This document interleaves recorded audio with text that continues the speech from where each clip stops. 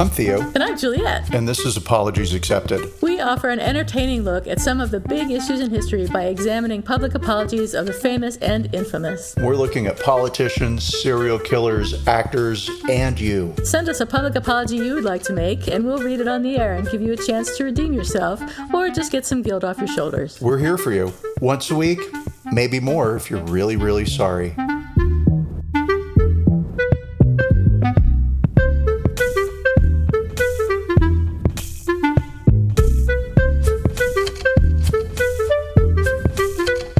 Hi, everybody. It is Apologies Accepted. The podcast. The podcast. Yay. And I'm not Theo. And I'm not Juliet.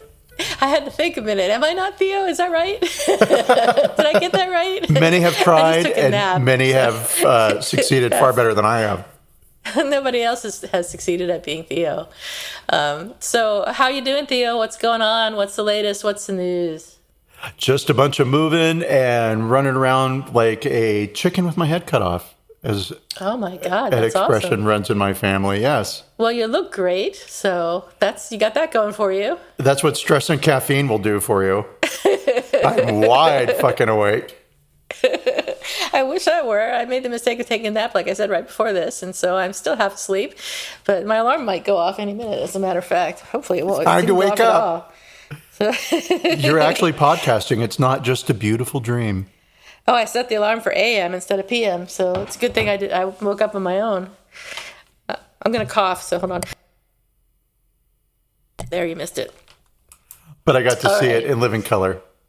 Yeah, I know, it's beautiful. So I've been here in Long Beach now for 3 days. Let's see, Sunday, Monday, Tuesday, 3 days, and I'm enjoying every minute of it. The weather has been just stunning, and everything is fantastic. If I didn't have this dog with me, I'd get to do a lot more, but unfortunately, I don't get to do a lot more, but I do have a dog, which is a bonus, so it makes up for it in some respects. But we did go on a long walk this morning on the beach, and it was just beautiful, and we saw some other dogs and some other people. A lot of people get up early here. I was up at 5, and I was surprised at how many people were out and about. I will tell you that Long Beach is a commuter's community, so it's inexpensive, right? And it's midway between Orange County and downtown LA, so people are in the habit of getting up at 5 a.m. to get on the road by 7 a.m. to get in the office by 9 a.m. So, and it's a weekend, you get to sleep until 6:30. Hallelujah. Wow. So when you lived here, how long was your commute? No brag, an hour and 25 minutes each way. That bites. Where did you work? I worked in downtown LA, and oh, wow. And wow. I remember. That's why I'm so good at road rage, because I had hours and hours and hours to perfect it. To practice. Yeah. I've elevated it to an art form. Wow. And I bet like if it were no traffic, it would take 20 minutes to get to downtown LA. Oh, no traffic, totally. Probably about 20, but yeah. Wow. Oh, God. And never again will I commute an hour and 25 minutes it was a great job, but that's good. No way. But not again. Yeah, I don't blame you. Never again. I will just live in the office. I've never had a commute like that I remember. I don't think. Yeah, I know. It's better to live in the office than to commute to work that far. Live in the office and marry the boss. And all the employees will be my children. Perfect plan. Anything can work out if you just put your mind to it. And then twist it a little bit. So today we're talking about the, oh my God, I don't even want to say it. It's so depressing. But the Pope's non-apology for the discovery of 215 unmarked graves, so to speak. Of children. Not really graves, but of children in Canada. So shall we go ahead and discuss it, or shall we just change the subject and not think about it again? Sit here and cry and then... Let's just chat about our lives for an hour instead. Right. We should, and then just throw out a number against the Pope. Not even an apology. Just the Pope sucks. Yeah. Yeah. Tough. Real. What words? Real disappointing. Jesus. Disappointing. But That was a bummer. But okay, so let's start this by saying that there was a discovery made in Canada of 215 unmarked graves at a school for First Nation children to be indoctrinated into Western culture, anglicized, to learn Basically. Christianity. And Yeah, it was a Catholic-run school, a residential school. yeah, and so like these schools are, and or these foster homes and or these orphanages all sort of have the same purpose, which is take people of color and then make them some version Brainwash of European. Yeah, right. Stamp out their culture, stamp out their language, and it happened in Australia. Some of these schools are, and orphanages and child care systems are government run, and some of them run by religious organizations. And so I think everybody's kind of got a good sense of what those institutions are like.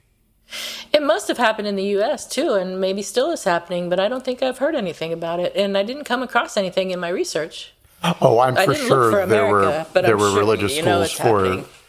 Yeah. First Nation people. I mean, do I know of any? No, but it can't have just been strictly a Canadian, Australian Certainly not. thing. And then You'd like think my we'd be question out would front. be, what like in India? What like?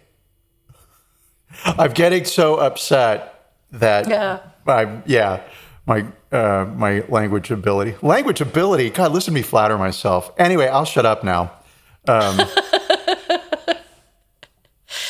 Okay. But yeah, I'll just thank carry you. on. You should. I was going to say that the Pope did not apologize for this earlier this month, but he expressed what he called a closeness to traumatized Canadians over this discovery of these 215 children buried on the grounds of the residential school in Kamloops, British Columbia. Vatican observers were not surprised that he didn't apologize. They said the lack of a formal apology from the Pope and Canadian bishops as a group reflects an ongoing paralysis within the Vatican hierarchy over how to deal with the issue of abuse. So the children's remains were found, as you mentioned, in unmarked graves at the former school. Dr. Keisha Supernant, I don't know how to pronounce her last name. I'm sorry, doctor. She's an Indigenous woman who directs the Institute for Prairie and Indigenous Archaeology at the University of Alberta.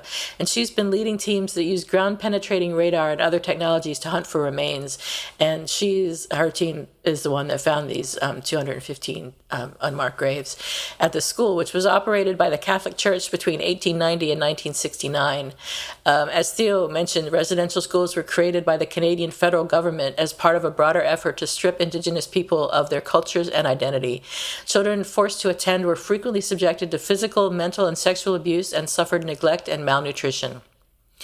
So apparently more than 150,000 Indigenous children were forced to attend these schools, most of which were run by Roman Catholic missionary congregations. And hundreds, if not thousands, are believed to have died at the schools, and work is underway in other Indigenous communities to look for unmarked burial sites. The Sioux Valley Dakota Nation are working to identify their own series of unmarked graves at the former Brandon Residential School, which is located in southern Manitoba and was in operation from 1895 to 1972. So far, they've discovered 104 possible bodies of Indigenous children between 3 sites on or around the school's property. And only 100 out of the 104, only 78 have been matched with burial records. So United Presbyterian and Anglican churches, as well as the Canadian government, have apologized for their roles in the abuse suffered at residential schools, and only the Catholic Church has repeatedly defied calls to apologize, despite offering formal apologies for the crimes of the church in Ireland and its, quote, grave sins in South America. The Canadian government not only apologized, but admitted that physical and sexual abuse was rampant in the schools, and students were beaten for speaking their native languages. It's depressing. I mean, on many levels, when you hear this, it's unbelievable. But then if you were ever a child in a Catholic school, you're can like totally see if hell yeah, those nuns had complete control of you, like 24/7. Yeah, I can see it getting out of hand. Absolutely. I mean, even then, I'd be hard pressed to say I could see it leading to death. But the thing that is most, I don't know, shocking, concerning, the thing that is most heartbreaking is that it was known in the First Nation communities that some children just never came back from these schools, but there was no Right. explanation as to where did the kids go? And nobody And believed them that their kids had disappeared. So that leads to this quote from Perry Bellegarde, who is the National Chief of the Assembly of First Nations, which is the country Canada's largest indigenous organization. He said, "A lot of survivors, my relatives, they've been saying this for years and years, that there was a lot of death, there's a lot of unmarked graves. But nobody ever believed the survivors. And now with the discovery of the gravesite at Kamloops, it's just horrific, it's tragic, and it's painful." So I think in the early 2000s, a National Truth and Reconciliation Commission was set up by the Canadian government and spent 6 years hearing from 6,750 witnesses to document the history of the schools. They put out a report in 2015 which concluded that the system was a form of cultural genocide, and some former students testified before the commission that priests at the schools had fathered infants with Indigenous students, that the babies had been taken away from their young mothers and killed, and that in some cases their bodies were thrown into furnaces. Many students also died from disease, accidents, fires, and during attempts to escape. Schools suffered mass deaths when infectious diseases swept through them, according to a report this year on the burial sites by a professor of anthropology in Thunder Bay, Ontario. So Canadian Prime Minister Justin Trudeau had called on the Pope to apologize after the discovery of the children's remains, but a Vatican observer and a professor of historical theology at Villanova University in Pennsylvania named Massimo Fagioli said that the Vatican hierarchy are trying to convince themselves that they have done what they needed to do. They spend 90% of their capital in terms of authority and media and trying to stop the bleeding of credibility. But they don't understand that every single national or local case wants to have its own recognition, and that the typology of abuses discovered in recent years, from the abuse of nuns to Kamloops, is far more complicated than a pedophile priest. My fear is that they're listening to lawyers, and lawyers are telling them if you apologize, you will open a flood of lawsuits because you're implying that you're responsible. And I think that's what we see. I mean, we see that everywhere. I remember reading a study a long time ago that doctors who are at risk of being sued for malpractice, if they simply apologize, a lot of times they don't get sued because all people want is an apology. But their lawyers advise them against apologizing because it would be like admitting that they did something wrong. So it's a shame that they're in the situation, that people are in the situation. The whole thing is a nightmare, I think. Yeah, even beyond a nightmare. Although I mean, I see I'm going to put my attorney hat on. Go for it. I have many hats, right? And so my attorney hat says, yeah, I see the logic in telling somebody not to apologize, because when you get dragged into court and you haven't apologized and they're suing you for $1 million, all right, great. Maybe they'll settle for $750. Maybe you get $1 million, right? But if you apologize and they sue you anyway, well, they're getting $12 million, right? Right. And the church needs to hold on to this precious, precious gold that it has, because the only way to get to God is to build a staircase made of gold and diamonds up to the clouds. Obviously. Right. So. Obviously. Yeah. Some of the church has apologized. So the Catholic order in charge of the largest number of missionary schools, the Missionary Oblates of Mary Immaculate, apologized in 1991. The Cardinal Thomas Collins, after the Pope commented, I won't say apologized, told CBC that more important than a papal visit to Canada and apology, though, was the day-to-day work that he said the Catholic Church has been carrying out alongside Indigenous people. I don't know that that's true. It's an interpretation that many Indigenous people take issue with, obviously. Pope Benedict do you think? Yeah, right. Pope Benedict XVI, who I don't even remember, unless he was the evil-looking guy. Do you remember? Oh, Ratzinger, Cardinal Ratzinger. Yeah. Was he? He's totally a vampire. You can just was he look Pope at him. Benedict XVI in 2009? Whoever that was, he apologized. Yeah, the one who retired. Yeah, I guess so. Yeah. Yeah, he's 92 years old and still living on the Vatican grounds. He's retired, and he is a very, very strict, this is silly to say, about a pope. He's very, very strict. But what I mean to say is, He's a strict Catholic. yeah, he is a. If we think of our Supreme Court justices, we have some who are textualists, and like it doesn't say this word, it can't have that argument. Right. And then others are open to interpretation. The last pope, he was pope for X number of days or whatever. He's kind of like, the Bible said, and this is it, and there's no interpretation. And this current pope, Pope Francis, is much more the huggable pope, and he's all about interpretation.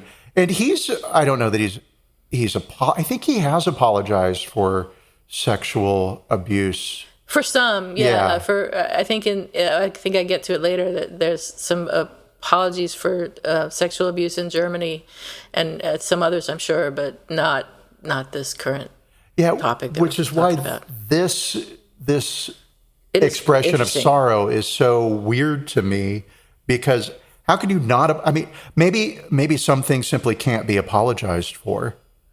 Well, he did make an apology. Pope Francis made an apology to the indigenous peoples of the Americas on a trip to Bolivia in 2015, and some of the cardinals are saying that covers Canada. That Canada's included, so he doesn't need to apologize again because he already apologized. But I don't. Oh, hey, I'm sorry for everything we may have ever done. Yeah, right.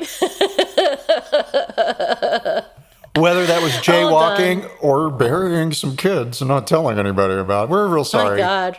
Really, what could you do that's worse than abusing and burying kids? That you're wouldn't want to think about it, but now I'm thinking about it. Oh man, I can't come up with anything off the top of my head. Not that it's I can't think of anything worse. I mean, especially given the whole like premise of religion, right? Which is you care for the innocent and you nurture the next generation, right? And yeah. Well, I was going to say that Pope Benedict XVI, whichever one he was, apologized in 2009 to a group that came to visit him from Canada's Assembly of First Nations and called the treatment of children in residential schools deplorable. So maybe that also is meant to cover. I mean, I guess any apology could be intended to. Well, the Pope is infallible. I don't think any apology. I mean, what kind of apology could make up for what happened? Why would you even want an apology? I'd be like, shove your apology. Boy, again, it gets down to this. You have to... Unless it's just a start. You have to apologize, right? This is like, when do governments apologize for actions that are 200 years ago, right? And you do it because you're planting a flag in history and you're saying, this previous behavior was wrong and we're going to own it. And we're going to say... It's unacceptable, it was unacceptable and inexcusable. Right. And we're going to use the words, we're sorry, knowing that doesn't really, bring anybody back to life or change anything. But moving forward, blah, blah, blah. So I think apologies are important. And how do you apologize for something like this? Yeah. I got nothing. Well, the guy in Germany that I was referring to or alluding to earlier, Cardinal Reinhard Marx, who's a leading figure in the German Catholic Church, I hate that bitch. And one of Pope Francis's strongest allies actually resigned. He's not accused of abuse, but he wrote that he was resigning as a way to take personal and institutional responsibility, quote, for the catastrophe of the sexual abuse by church officials, unquote, and the dead end the Catholic Church finds itself in over their handling of the issue. So his letter was really addressing a really nice move. That's a meaningful, meaningful activity. Action. That's a or meaningful activity, action. Arguably. Man, I should never take a nap before the podcast. And Fagioli, who I referred to earlier, said that the Pope and them don't know what else to do, because the only thing that could assuage the anger would be for the Pope to go to Canada and apologize. And you know what happens the day after they announce that? Australia and Africa and every place else wants an apology too. So when do you stop? The problem is, as they see it, it's never enough. Well, I think you could just issue one apology to the world. For everything, ever. Right. And not so much you're covered, but I can see where the church might be like, holy moly, if Canada comes after us for this, then we're really in trouble when the rest of the countries in the world start coming after us as well. Yeah. Yeah. We got to build that staircase to heaven. Got to start somewhere. Yeah, the Crown Indigenous Services Minister Carolyn Bennett said it is not enough for Pope Francis to express his sorrow. And Chief Roseanne Casimir of the, and I'm gonna ruin this name. I tried to practice saying it.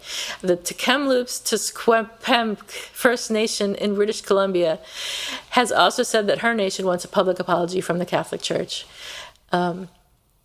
And the Perry Bellegarde that I mentioned before, the National Chief of the Assembly of First Nations, said he hoped the shock that followed the discovery in Kamloops would lead Canada to accelerate efforts at bringing about reconciliation and eliminating discrimination and the wide economic gap between Indigenous people and the rest of the country.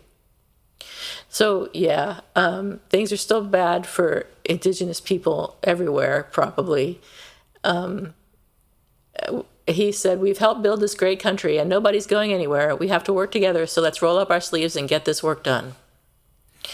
I think that's a really beautiful statement / it's a practical approach to, he's right, nobody's going to go anywhere. No right. Culture's going to just suddenly decide that we give up and leave. Right. So during an online commemoration, Karen Joseph, who's CEO of the Reconciliation Canada charity, said the discovery in Kamloops marked the first time, quote, whispered knowing was made real, which makes me cringe, but I'm sure that's a lovely poetic sentiment. I'm just not one for lovely poetic sentiments. And its effect is being felt across the country, especially by residential school survivors. This is not a historical event, she said. This continues today, the loss of our children and the loss of our people for no other reason than the color of our skin. Man, we talk about racism so much on this podcast. It's so depressing. It's so sad. You're right. So many of the things that we cover are about racism, and I suppose white supremacy flexes itself in many different ways, and sometimes it's individual to individual, and sometimes it's cultural. And I think in this instance, this is and or religious, right? Because putting my nun's hat on, not to pick on the nuns, right? Your wimple? Oh, look at you knowing all the words for the word. Fabric. Yes, it is a wimple. Or at least that's a word I recognize as a nun's hat. Maybe even beyond a nun. But anyway, so it doesn't matter. But what matters is I can imagine the good that these people thought they were doing, right? Yes. We're beating the devil out of these kids. Oh, my God, yeah. And then they literally believe that the devil inhabits the bodies of non-white people, right?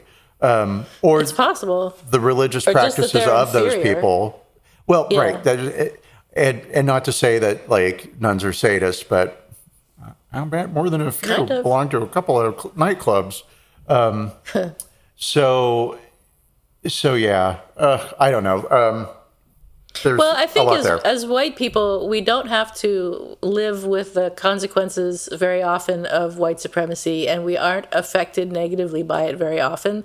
So that when we research these apologies, a lot of them are race related, just because there's a lot going on that's race related, and we don't necessarily have to deal with it all the time. So it starts to seem like a lot to us, and maybe becomes a little bit overwhelming. But for a lot of people, this is their everyday life. Yeah. So. And not to say like that's unimaginable, but I can't even. And I mean, sort of as a gay person who lives in a straight world, high world, like 90% straight, I can sort of maybe start to get a sense, but then I have the belonging to the being a white person, so I got that little escape valve. Right. And also being dreadfully good looking. You get a lot of leeway for that too. How dare you laugh? I'm laughing because it's true. It's laughter of joy. It is. But yeah, so let's look at this Pope's apology, because I noticed a couple of things not so much in the apology, but in some parts around the apology. That You mean his non-apology, yes, right, his his failure to apologize. expression of But sorrow. yes, he said, and this is the quote that I have from him, "I am following with pain the news that arrives from Canada about the upsetting discovery of the remains of 215 children.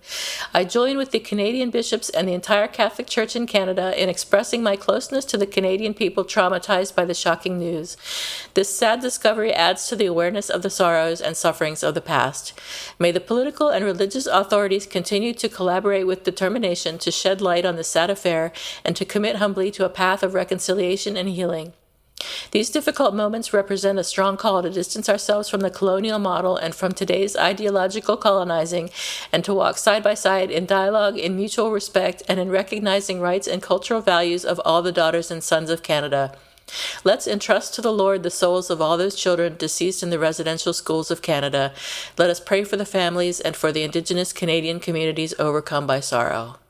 And then he asked for some moments of silence. Oh, and I'm just going to say, problem solved, right? We Right. commend to the Lord the soul of all the children who died at the Canadian schools. So it's fine now. They're with God. Right. Yep. Exactly. Yeah. Do you want to rate that? I want to rate that a 0, a big fat 0. I mean, pretty words, but useless. It's pretty useless. He didn't apologize. It's not an apology. We can't even rate it. It's not even an apology. I'm going to agree with you. It's not an apology. And I would say, even as a PR move, it's kind of weak. It is. You need to do a little more than just say, hey, everybody, the souls are with God. So I feel your pain, Canada. yeah. Doesn't really help. No. And it doesn't make the church, I mean, of course, none of us makes the church look good, but this expression of sorrow and joining in community with people. I mean, first of all, aren't you, not you specifically, Pope Francis, but, the Catholic Church, aren't you the organization that tried to force your belief system on these people? And now you're going to tell them, but don't worry about it because he's with our God, or they're with our God. Right? Maybe we don't want that. Good point. That's exactly right. Why would they? Well, but They then want to be as distance from.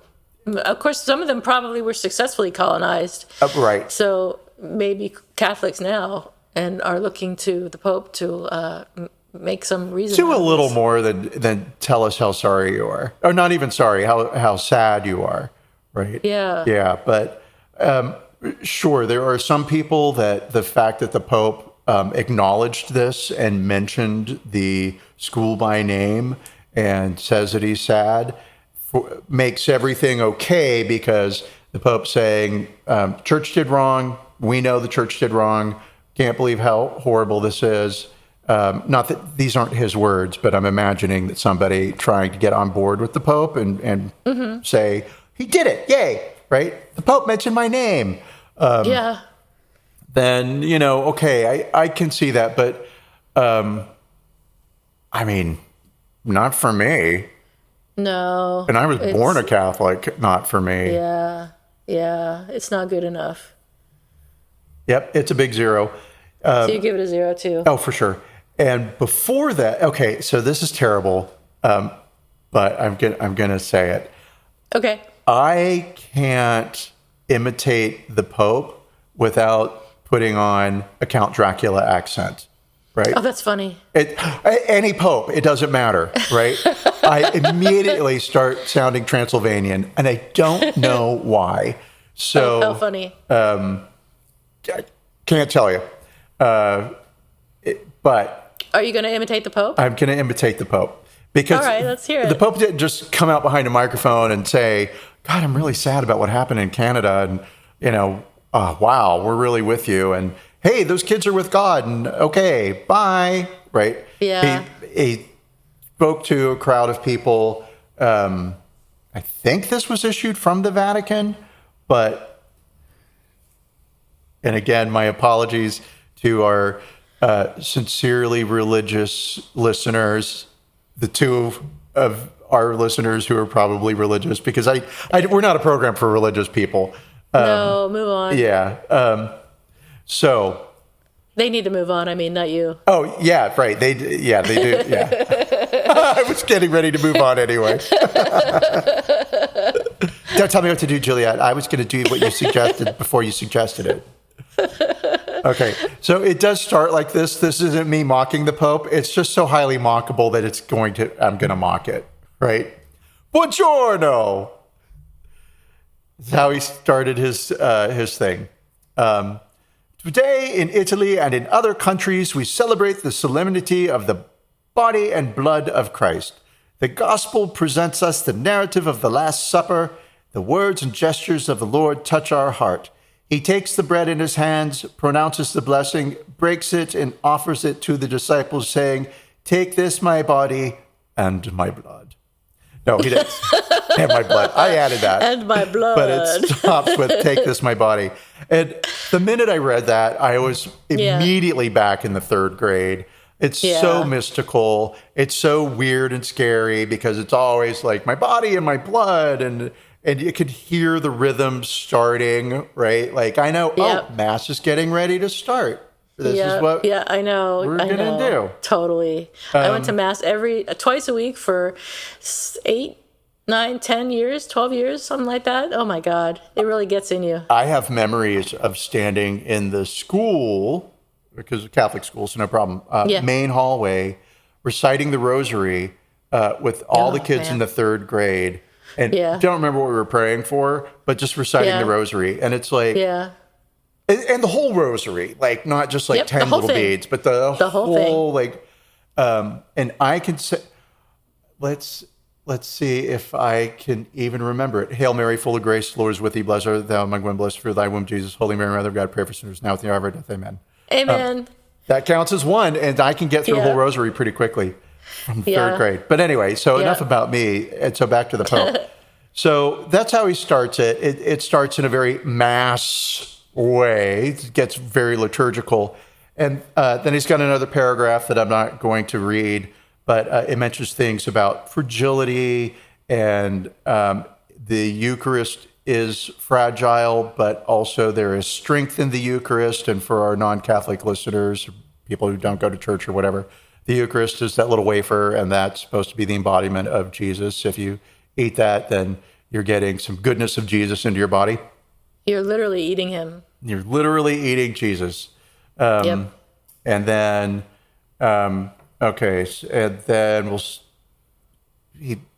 then he goes into another paragraph, and this is the sentence that for me really points to what his thinking is. And there is another strength that stands out in the fragility of the Eucharist, the strength to love those who make mistakes. It is on the night. Yep. See, he's going to spin this so that it's a good thing all those kids died and we buried them secretly because now you can forgive us. Oh my God. Aren't we great? That's horrible. We made a mistake, and the strength is in forgiveness. So you guys are really the ones with the power. Yeah, I get it, right? But that would not have been as a PR expert and as a apologist, I wouldn't have allowed this. Absolutely not. Okay, so get ready. Okay. It is on the night he is betrayed that Jesus gives us the bread of life. He gives us the greatest gift while he feels the deepest abyss in his heart. The disciple who eats with him, who dips the morsel in the same plate, is betraying him. And betrayal is the worst suffering for one who loves. And what does Jesus do? He reacts to the evil with a greater good. He responds to Judas' no with the yes of mercy. He does not punish the sinner, but rather gives his life for him. He pays for him is what it says, but I wonder if that means praise and it was a typo. I don't know. He pays for him. He pays for him. Okay. I think it's praise. It must be praise, but maybe he pays for him. He pays for his sins for him. Maybe. Or he paid for all our sins. Literally, we're now talking about sex workers. When we Yeah. receive the Eucharist, Jesus does the same with us. He knows us, he knows we are sinners, and he knows we make many mistakes, but he does not give up joining his life to ours. He knows that we need it because the Eucharist is not the reward of saints. No, it is the bread of sinners. This is why he exhorts us, do not be afraid, take and eat.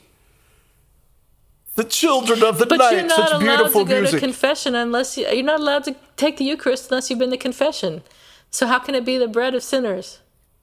You're supposed to have wiped the sin from your body, except of course, I guess the original sin, which you're stuck with. You're I'm not totally, sure. I'm sure you could pay somebody in the church enough money and you'd be forgiven for everything, including original sin. And so, Isn't one of the sacraments supposed to remove original sin? Or I don't remember. I could tell you, I haven't been a You Catholic think since after the 100 third years grade. of Catholic school, I would remember some of this stuff. Shame on you, Juliet. You. I know. I'm a bad girl.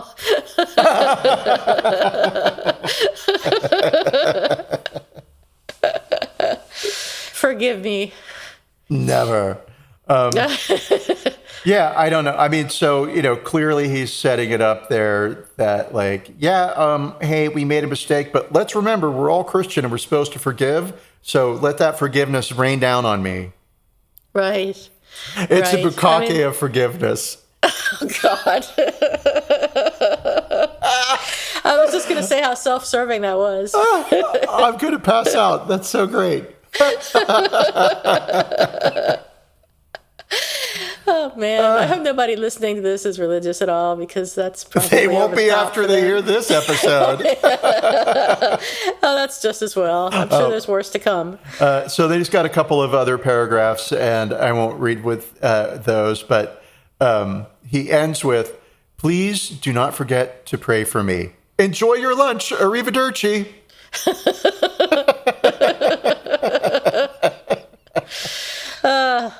So, yeah, that's not a convincing speech.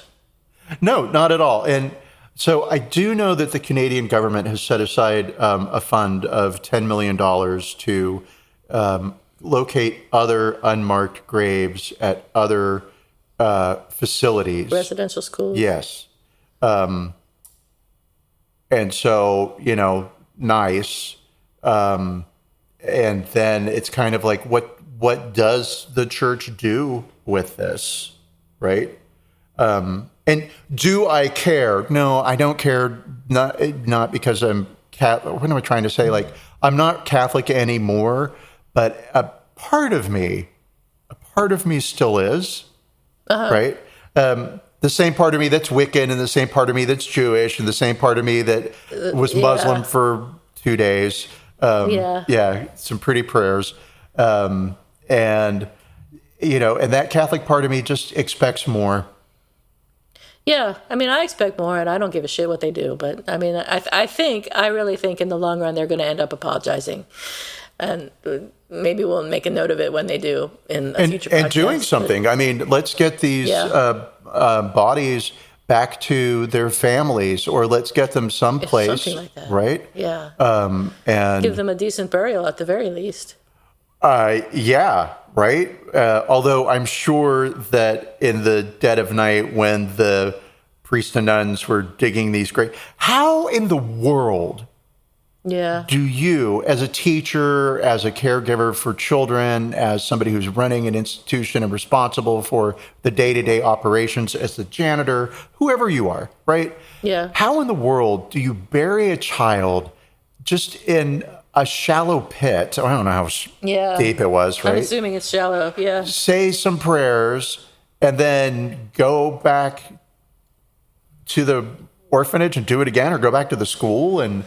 I mean, you've got to be convinced that you're doing the right thing, or you've got to be a psychopath. You've it's got one to or be the a other, right? masochist. Or no, a sadist. Well, I guess you could be a masochist too. Like, oh, it's so horrible, right? But yeah. I read that some of them made the other kids dig the graves. Oh my. I had not heard that. Yeah. I mean, it's horrible. I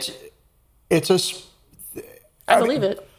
If you believe in hell, there's a special part of it reserved for these people. For the Catholic Church. Right. Yeah. I have no amount of there's not enough bukkake forgiveness. Yeah. to wash these people clean. That's a good try. Yeah. I mean, there's nothing positive to be said about any of this. So I think we should just not even try. These people are horrible people. They did horrible things. The world is a horrible place. The end.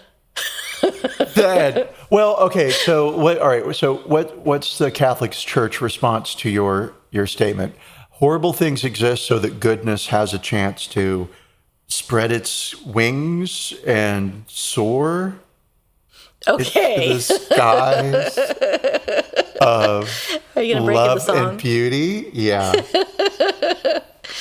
Yeah. I don't know. The church, I'm sure, would have some stern words for me, but I don't care. Oh, they have strong words for me, and Yeah. I care a little bit because I don't want anybody to hate me. But I mean, at the same time, Right. you're going to keep me up at night that I don't get to go to your fictional playground? No, I'm fine. You don't get to go to Yeah. mine. You're not welcome to the Summerlands. Summerlands. Fuck off, Yeah, I don't know. I mean, I'll say on the here's the other thing. If you did believe in God, and I'm sure some of these priests and nuns were atheists, right? They just had a job. Maybe they started off as believers, right? Yeah, a lot sure. of them agnostic at some level. Yeah. I'm on a sliding scale between agnostic and atheist, and it's just not religion just isn't really a thing for me. It's not an important part of my life. I like spirituality. I like being calm. I like thinking about nature and contemplating, an afterlife and wondering about that. But I'm just as comfortable with quantum physics and, alternate realities as I am with going to heaven sounds super boring. Well, if it were a really cool heaven, like Summerlands, it would be fun. Forever. It's just, I think I get bored easily. So forever. It would be different. If you get bored easily, your heaven changes as often as you need it to. I'm going to your heaven because I like that. I like that a lot. You get to go to Target whenever you want. I mean, Okay, whatever. I mean, ding, ding, ding, ding. I have converted to Julietism. I can go to I don't Target. even like Target anymore. I haven't been to a Target in 20 years. I don't even know what it's like anymore. Oh, it's much not better. That I don't like it, but is it? Oh yeah. Target's the shit, as my friend Gail would say. Okay, I've got to go. Yeah, you get good cheap stuff there. Awesome. I've got a little tiny bit of stuff about the Pope that I thought was interesting. Awesome. Very, very, very little bit. So who is this guy who is not apologizing, but is real sorry? And it's more about the office than it is about the individual. So the Pope, any Pope, presides over, in today's market, he presides over 1.2 billion, with a B, Catholics. He is the person on earth who is closest to God. He is the supreme pontiff, the Bishop of Rome. He is the head of Vatican City, which is a city-state and is the world's smallest sovereign state. The Pope is one of the most powerful people on the planet, given that 1.2 billion Catholics, varying degrees of obey his word, right? Mm-hmm. And the Pope is the literal successor to St. Peter. Jesus made Peter the number one disciple personally and gave Peter the keys of heaven, right?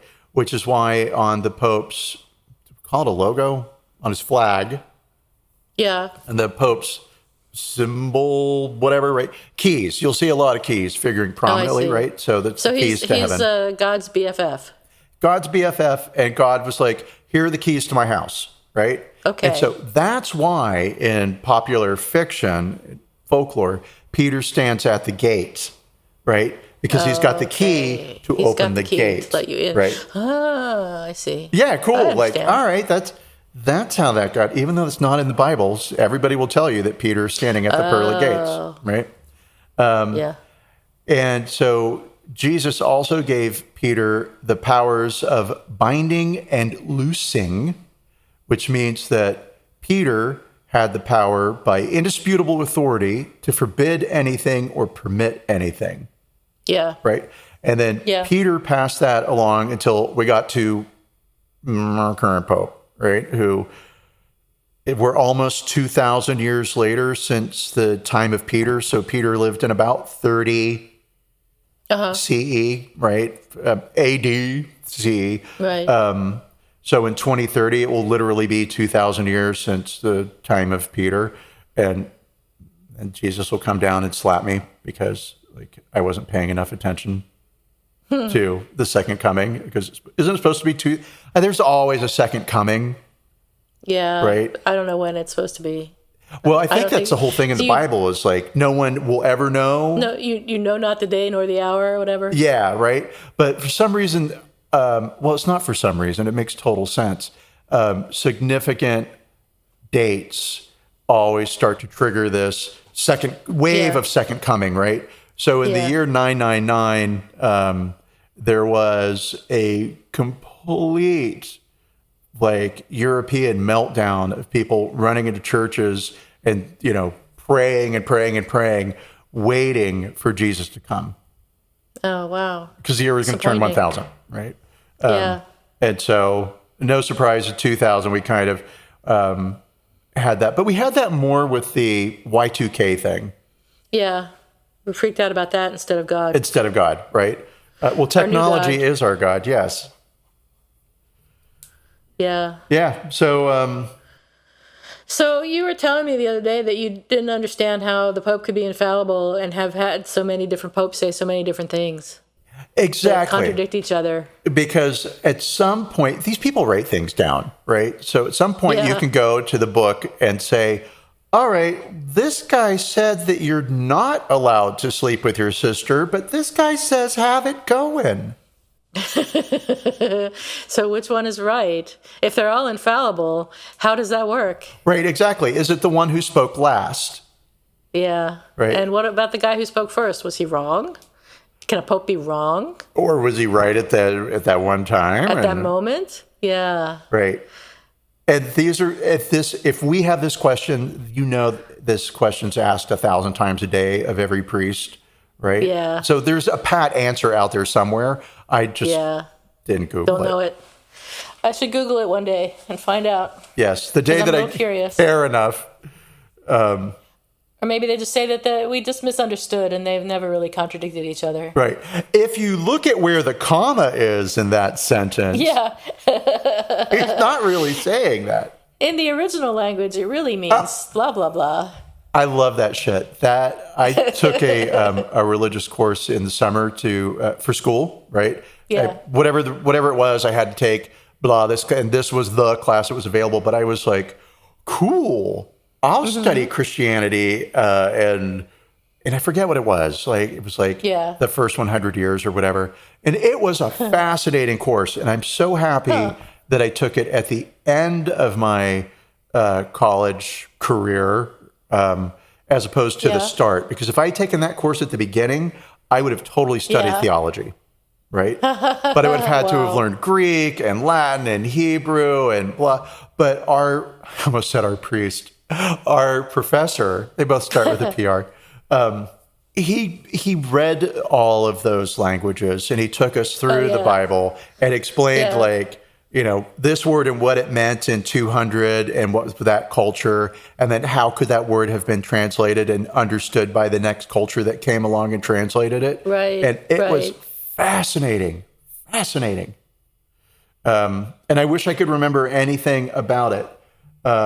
But what I do remember is that there was a book we had to read called How Jesus Became God, which was written by Bart Ehrman, who's a professor at Chapel Hill at UNC. Okay. Yep. And I think just for fun, I am going to read this paragraph. Okay. So this was the nature of this course, and all of this was a newsflash to me. Before he was born, his mother had a visitor from heaven who told her that her son would not be a mere mortal, but in fact would be divine. His birth was accompanied by unusual divine signs in the heavens. As an adult, he left his home to engage on an itinerant preaching ministry. He went from village to town, telling all who would listen that they should not be concerned about their earthly lives and their material goods. They should live for what was spiritual and eternal. He gathered a number of followers around him who became convinced that he was no ordinary human, but that he was the Son of God. And he did miracles to confirm them in their beliefs. He could heal the sick, cast out demons, and raise the dead. At the end of his life, he aroused opposition among the ruling authorities of Rome and was put on trial, but they could not kill his soul. He ascended to heaven and continues to live there to this day. To prove that he lived on after leaving this earthly orb, he appeared again to at least one of his doubting followers, who became convinced, in fact, that he remains with us even now. Later, some of his followers wrote books about him, and we can still read about him today. But very few of you will have ever seen these books, and I imagine most of you do not know who this great miracle-working Son of God was. I have been referring to a man named Apollonius, who came from the town of Tyana. He was a pagan, that is, a polytheistic worshiper of the many Roman gods, and a renowned philosopher of his day. His followers thought that he was immortal. We have a book written about him by his later devotee, Philostratus. It's an unfortunate name. So, phenomenal, right? Yeah. And I knew that there were myths incorporated into the story of Jesus, of course, right? And I can point to Greek and Roman gods and goddesses and say, aha, that motif, that's in Christianity, right? But that was mind-blowing for me, right?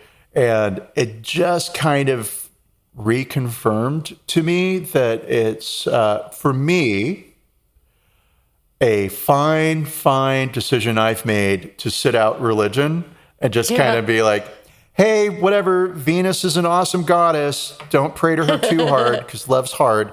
But yeah, that's great. Sure, Satan, have at it. That's cool, right? It's, what you do in your actions that I'm more concerned about. And so exactly. I would say maybe the Catholic Church has been paying attention to the wrong spiritual deity, if you know what I'm saying. The devil. Think it should be Venus? Oh, the devil. Yeah. Okay. Yeah. I think there's a lot of talk about the devil and what the devil can do to you and will do to you, and like, hey, I was listening to a podcast this morning, Tofop, or maybe it was Fofop, I forget which one, but anyway, it's Australian and it's a comedian talking to other people, and one of them said that if the devil is responsible for punishing the bad people, doesn't that make the devil good? Right. I laughed. Exactly. Don't get me wrong. I'm still afraid of the devil when I'm alone and the lights are off. But in broad daylight with every single light on and people around, fuck the devil. I don't care. Right. He doesn't come until the lights are off. Okay, so confession, international podcast confession time. When I was a kid, I was afraid of the devil. Because I went to Catholic school until the third grade. So, of course, I was fucking afraid of the devil because they told me I should be. And so I decided that if I could get the devil to like me, that he wouldn't hurt me. Right? And no, I didn't kill any cats. Nope. What I did was I would eat my soup as hot as I could get it. Wow. Right? I wanted the hottest soup. Because I wanted to breathe fire so that I could be like the devil who breathed fire, right? Wow. And then once the devil saw that, this is the thinking of a first grader. Once the devil saw that I could breathe fire, he would like me and leave me alone. Sure. That is how I tricked the devil. Did you burn yourself? No, and I think that probably only lasted for like an afternoon. But it's such a very specific memory. I mean, your mother probably wouldn't have given you hot enough soup to hurt yourself anyway. So, Mom, I want it hotter. I come from a family of non-cooks. Soup in my house was opened and poured into a bowl. Microwave. No, I'm sure it saw fire at some point, but yeah, it wouldn't have been real hot. Wow. That's sad. That's a sad story. I was afraid of skeletons and ghosts. But not the devil. Julia, that's ridiculous. Skeletons and goats can't hurt you, but the devil can. That's what my mother told me. But the devil totally can. I'm glad no one said that to me when I was your age. Okay, when hold I on. was that age. We got to rewind. So you have to tell me, what is it that your mother told you that made you afraid of skeletons and ghosts? Oh, no, she didn't tell me anything that made me afraid of skeletons. I don't know why I was afraid of them. I don't know where I even saw them. I don't know how I encountered skeletons and or ghosts, but that's what I was afraid of. Those were the things that woke me up in the middle of the night screaming or whatever when I was a kid. Fair. I mean, hey, ghosts and skeletons wake me up too because I'm a big chicken.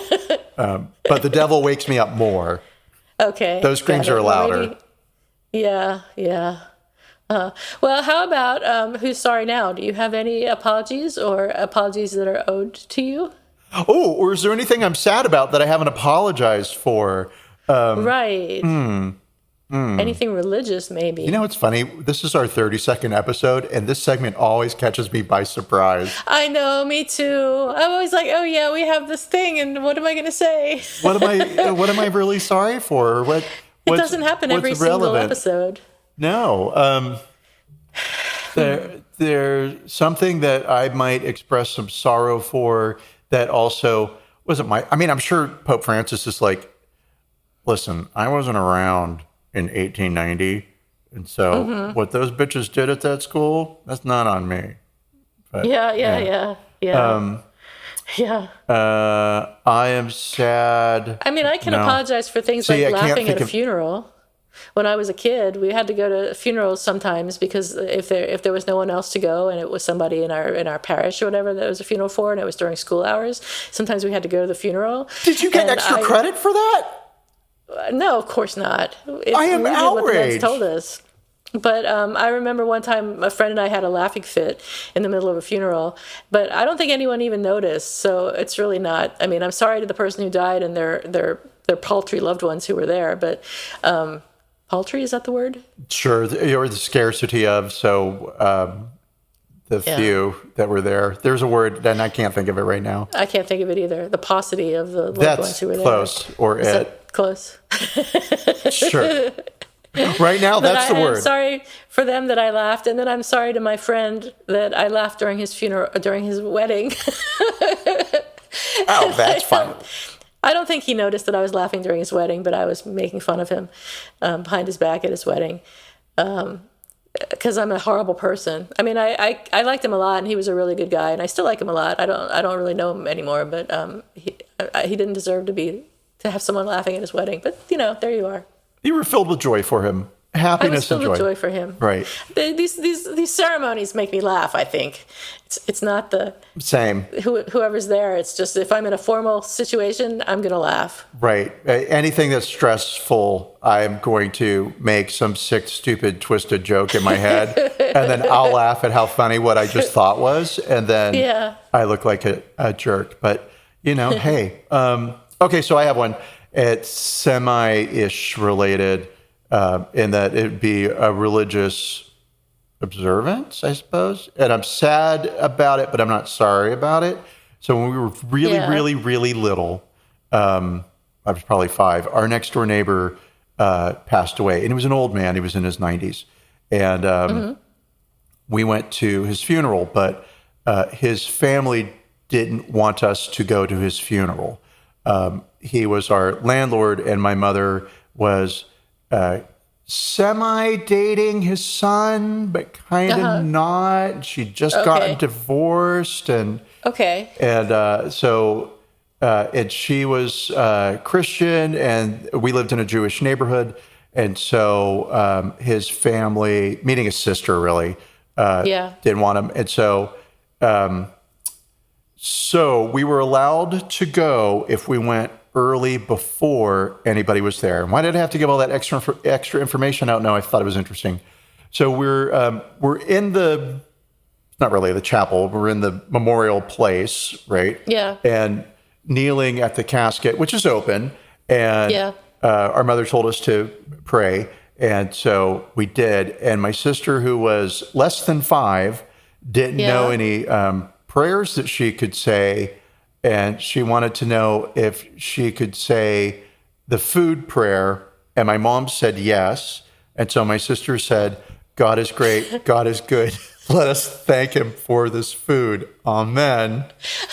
at Mr. DePilka's open casket. No wonder his family hated us. It's a good thing you had to go before everybody else was there. Well, and that too, right? But I'm sure that would have gone down real well had his sister liked my mother more or at all. So I got really mad because that wasn't an appropriate prayer. And we all know how big I am on decorum. So I had a little, not fit, but I was like, you can't say that's not a right prayer.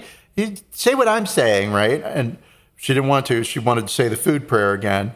And then my mom said, it doesn't matter. It's a prayer. God knows what she means, right? And I was like, scolded. So I am sorry to my baby sister that I was so insensitive. And so... But you were 5. That's what kids 5 years old are. I'm also not really sorry. So you're I'm still sad just about it, like like that the 5-year-old. Oh, man. Being kids, it was something else. I'm glad I'm not a kid anymore. Okay, well, on that note...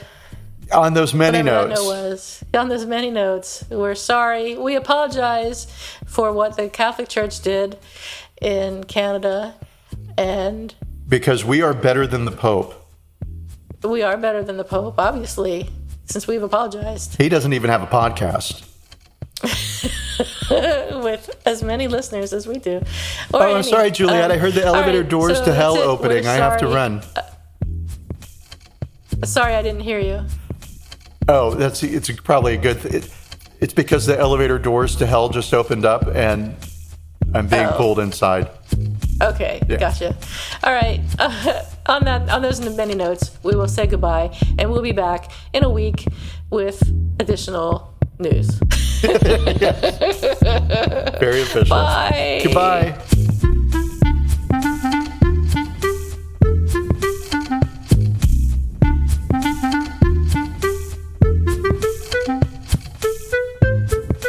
Thank you for listening to Apologies Accepted, the podcast. You can find links to the articles and the sources in the show notes. To submit an apology or find out more, visit us at apologiesaccepted.net, where you can also find our merchandise. We're on Twitter at Apologies Accepted. And on Instagram at apologies.accepted. You can support our important work at Patreon.com/Apologies Accepted. And fuck Facebook. Bye. Bye.